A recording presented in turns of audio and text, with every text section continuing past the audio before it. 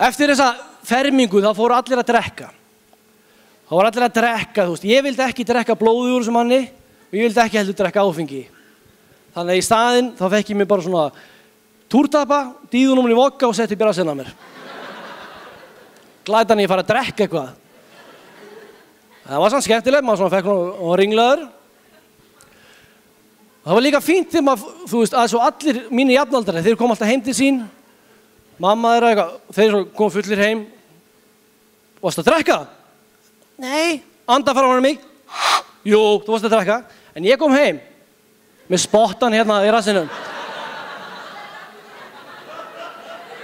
Og mamma svo, varstu að drekka?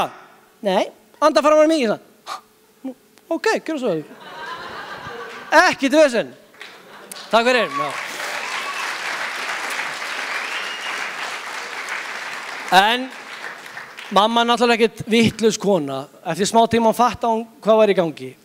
Þannig að ég kom heim með túrtappan. Hún sagði, varstu að drekka? Nei. Giltu niður í mig, prumpa frá mig. Þú varst að drekka? Nei, og hvað er þetta? Hvað er þetta? Ég var að geyma þetta fyrir vin minn. Þarna! Vasanir voru fullir. En eftir hún komst að þessu, þá fattaði ég mjög gott tricks til að fela þetta fyrir henni. Ég drakk bara. Hún fattaði aldrei eftir það. Ég kom heim, hún alltaf, prumpa frá mig. Ok, þú ert ekki að drekka. Hún vissi ekki neitt. Takk.